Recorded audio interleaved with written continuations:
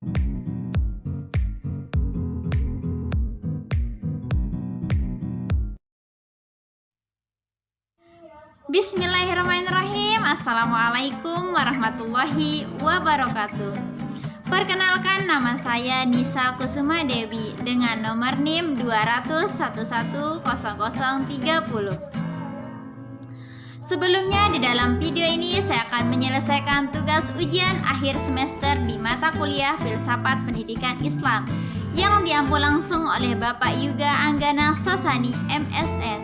Sebelumnya saya ucapkan banyak-banyak terima kasih kepada Bapak Yuga MSN. Baik, di sini saya akan menjelaskan dari materi pertama hingga materi terakhir.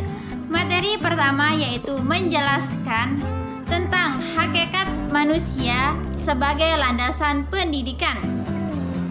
Hakikat manusia sebagai landasan pendidikan ini dibagi menjadi 4. Yang pertama yaitu segi antropologis, yang kedua segi sosiologis, yang ketiga yaitu segi psikolog, dan yang keempat tentang segi pendidikan. Segi antropologis yaitu manusia masih disebut dengan manusia primitif atau evolusi, yang pada dasarnya manusia disebut primitif modern karena kedatangan orang barat dan bukti dari adanya candi Borobudur yang dibuat hanya 1 malam. Yang kedua yaitu segi sosiologis, yang dimana manusia pada dasarnya tidak bisa hidup sendiri dan harus hidup bersama-sama. Karena manusia hidup bermasyarakat dan masyarakatlah yang menentukan segalanya. Karena masyarakat memiliki sistem, norma-norma, dan nilai-nilai agar lebih terarah atau teratur dalam kehidupan. Dari segi psikolog yaitu manusia mengarahkan dirinya ke segi ketujuan positif, rasional apabila diberi kesempatan hidup untuk berkembang, maka ia dapat mengatur dan mengontrol dirinya dari kecil hingga ia dewasa maupun hingga ia tua. Dari segi pendidikan yaitu manusia adalah makhluk individu yang memiliki cita-cita dan kekuatan yang berbeda untuk membentuk pribadi mandiri, walaupun manusia memiliki kelemahan dan membutuhkan orang lain. Karena hanya manusia yang memiliki norma dan nilai kehidupan yang dapat bertingkah laku dengan baik.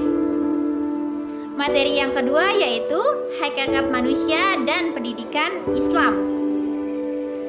Islam berpendapat bahwa manusia adalah badan dan ruh, sedangkan pendidikan berpendapat bahwa manusia ada yang baik dan ada yang buruk. Manusia memiliki potensi-potensi. Yang pertama yaitu fitrah, ruh, kalbu, akal, nafsu, dan jasad, yang dimana memiliki aspek yang dikembangkan dalam pendidikan Islam. Yang pertama aspek jasmani, yang kedua aspek rohani. Aspek jasmani adalah memiliki sifat yang kuat, sedangkan aspek rohani menyempurnakan dimensi yang baik dan dapat mengendalikan yang tidak baik. Dimensi rohani yaitu ada 3, ada akal, nafsu, dan kalbu. Proses pendidikan Islam yang mengembangkan seluruh potensi yang dimiliki manusia secara keseluruhan dan berusaha sebaik mungkin. Tujuannya untuk memanusiakan manusia yang membangun luhur budi pekerti, beriman, dan bertakwa kepada Allah Subhanahu wa Ta'ala. Materi yang ketiga ini ada 3 kali pertemuan, ada 3 part, yaitu part yang pertama yaitu sebelumnya materi yang ketiga ini tentang metode pendidikan Islam. Part yang pertama yaitu pendidikan adalah pangkal atau titik tolak kemajuan suatu peradaban, investasi yang paling berharga, yang dimana akan melahirkan yang dapat menggerakkan roda kehidupan manusia dari segi politik, kesejahteraan, dan infrastruktur, yang semuanya bergantung kepada sumber daya manusia.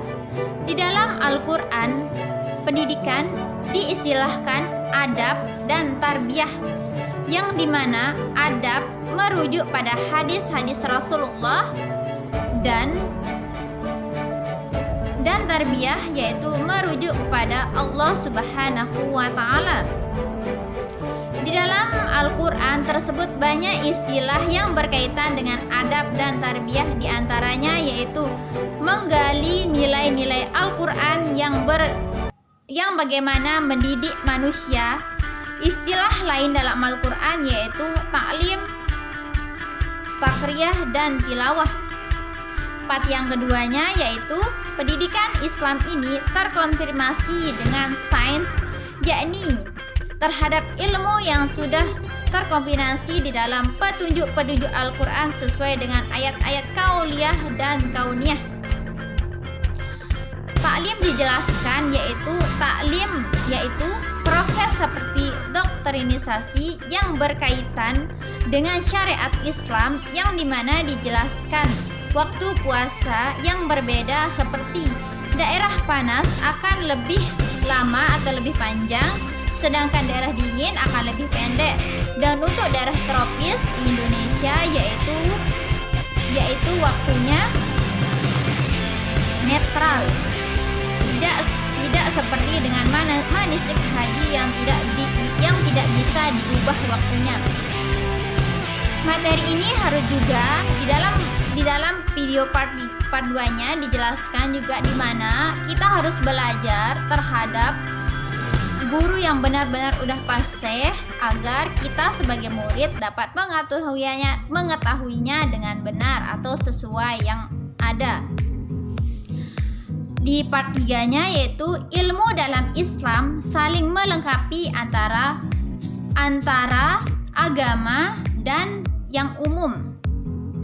Karena tujuan utamanya itu untuk mengenal Allah Subhanahu wa Ta'ala. Dalam filsafat Islam, ilmu kalam dibagi 3. Ada ilahiyah, samiyat, dan tabiiyat. Ilahiyah yaitu mempelajari sifat-sifat ketuhanan. Samiyah itu mempelajari hal-hal gaib yang harus dipercaya. Dan tabiiyat itu mempelajari ilmu-ilmu alam. Jadi, kedua-duanya sama-sama untuk pendidikan, tapi dengan harus seimbang antara umum dan pendidikan agama, atau kita juga harus lebih mendalami pendidikan agama. Tapi bisa juga kita mempelajari dua-duanya dengan netral dan atau disebut seimbang. Materi keempat yaitu hakikat kurikulum. Hakikat kurikulum ini dibagi menjadi 2 part. Part yang pertama yaitu sebagai upaya pembelajaran dan pelajaran sebagai operasionalisasi kurikulum.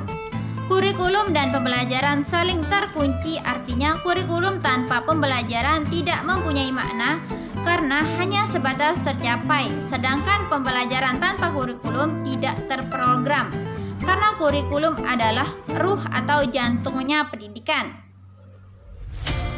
Kurikulum menurut ahli salah satunya adalah sebagai tujuan yang harus dicapai. Adapun beberapa kategori kurikulum, yaitu yang pertama kurikulum sebagai program, kurikulum sebagai sistem, dan kurikulum sebagai bidang studi. Kurikulum bukan hanya dimensi tertulis atau di dalam buku-bukuan dalam dokumen, melainkan memiliki peranan yang pertama yaitu kurikulum konservatif, kreatif, dan kritis evolutif.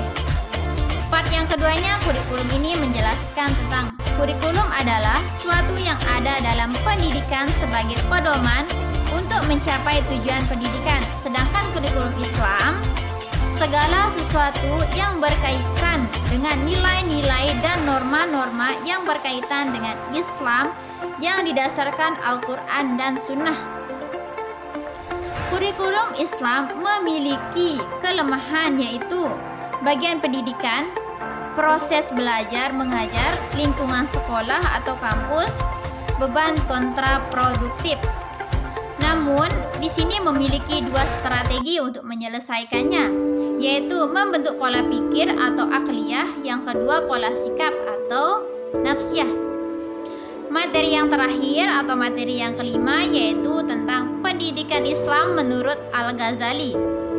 Nama lengkap dari Imam Al-Ghazali yaitu Abu Hamid Muhammad bin Mahmud bin Muhammad Al-Ghazali, merupakan salah satu cendekiawan muslim yang amat masyhur hingga saat ini atau detik ini, yang memiliki salah satu karangan kitabnya yaitu Ihya Ulumuddin, yang isinya tentang penyakit hati, obatnya, dan cara mendidik hati. Imam Az-Ghazali juga membagi ilmu menjadi dua, yaitu ada ilmu syariah dan ilmu ghairu syariah. Di dalam video ini, Imam Ghazali juga memberikan contoh atau memberikan teladan yang sangat baik dan patut kita contohi agar kita menjadi pribadi yang mandiri atau yang beradab, berakhlakul karimah. Mungkin itu saja penjelasan dari mata kuliah filsafat pendidikan dari materi pertama hingga terakhir. Jika ada kekurangan mohon dimaafkan, jika ada kelebihan kita ucapkan alhamdulillah. Syukronakum, wassalamualaikum warahmatullahi wabarakatuh.